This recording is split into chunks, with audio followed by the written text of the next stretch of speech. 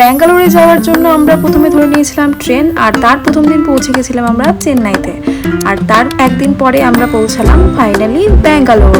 আর ব্যাঙ্গালোর পৌঁছানোর পর আমরা চলে গেছিলাম সবজি বাজার করতে। আর এখানের মার্কেটে এসে দেখলাম সবজিরই ছোটখাটো একটা সুপার মার্কেট, যেখানে আপনি সব পেয়ে যাবেন।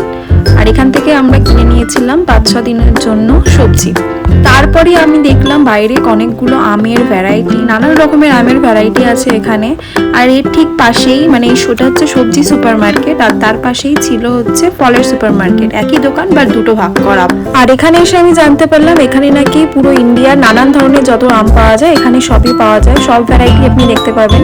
নানান রকমের নাম লেখা ছিল এখানে আমের, আর আমের সাইজগুলো ভীষণই বড় বড় ছিল, আর যেগুলো ছোট ছিল তো একদমই ছোট ছোট। আর তারপরেই আমরা চলে গেছিলাম ব্রেকফাস্ট করতে, কারণ সেই আগের রাতে খেয়েছিলাম আর তারপরে কিছু খাওয়া হয়নি। তো এখানে একটা থালি নেওয়া হয়েছিল, ইডলি, ধোসা আর কার্ড রাইস নেওয়া হয়েছিল।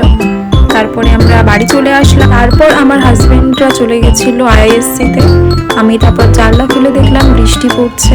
এখানে মাঝে মাঝে বৃষ্টি শুরু হয়ে যায়, থেকে থেকে আবার রোদ। তো আমি বসেই ছিলাম, তো ভাবলাম কি করা যায়, তো ঘরটা একটু গোছালাম। এই যে সবজি বাজার যেগুলো করে এনেছিলাম এখানে গুছিয়ে রাখলাম, থালা বাসনগুলো একটু ধুলাম, পরিষ্কার করলাম। কারণ দাদা তো এখানে একা থাকে, এটা দাদারই ফ্ল্যাট, তো আমরা এখন কদিন থাকবো, তাই সবজি টবজি বাজার করে এখানে গুছিয়ে রাখলাম।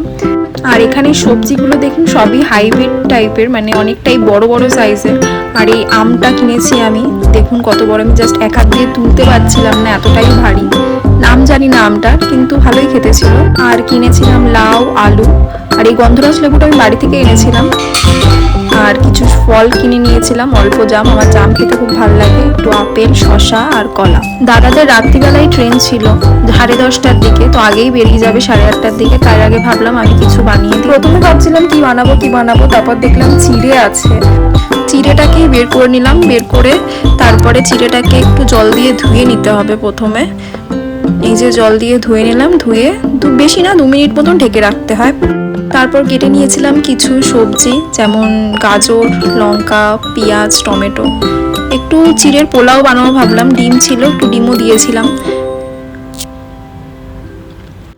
প্রথমে ভেবেছিলাম পরোটা বানিয়ে দেবো, তারপরে ভাবলাম পরোটা কি করে বানাবো, আটাই ছিল না, তো এটাই বানিয়ে দিয়েছিলাম। আমরা কদিন থাকবো, 6 দিন। তো দাদা যাবে এখন ওয়েস্ট বেঙ্গলে, তো দাদা ওখানেই থাকবে, নাহলে দাদা সারা বছর এখানেই থাকবে। আমার হাজবেন্ডের কিছু কাজ পড়ে গেছিল, তাই আমরা এখন এখানেই কদিন থাকবো।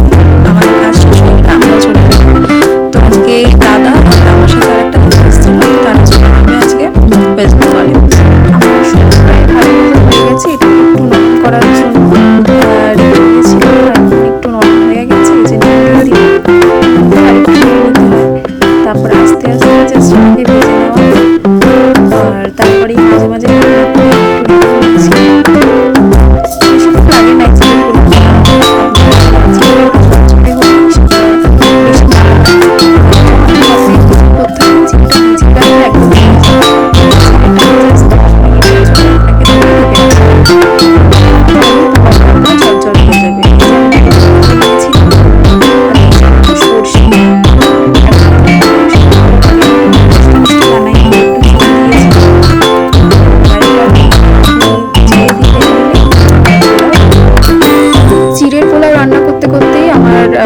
প্রায় বেজে গেছিল। তো দাদা ফোন করে বললো বল কি খাবি রাত্রিবেলা। রাত্রিবেলার জন্য আমার আলাদা করে খাবার বানাতে হতো। দাদা ক্যান্টিন থেকে নিয়ে এসেছিল, দাদার ইউনিভার্সিটিতে ওখানে ক্যান্টিন আছে, ওখান থেকে লাচ্ছা পরোটা আর কিছু সবজিপাতি নিয়ে এসেছিল। তো রাত্রিবেলা আমাদের রান্না করতে হয়নি, এই হয়ে গেছিল। আর এই যে আমার ছেলেগুলো রেডি হয়ে গেছে, তো সকাল থেকে ভালো রেখে দিয়েছিলাম। দাদা খারাপ হয়ে যাবে নাকি,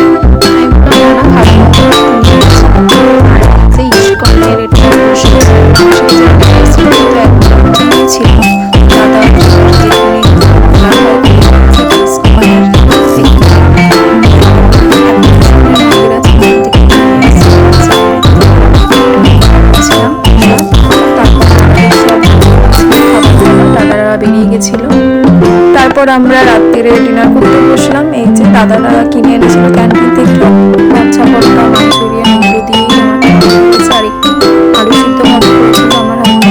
তাহলে চলুন, সুস্থ থাকবে, ভালো থাকবে, দেখা হবে পরের একটি ব্লগে। বাই।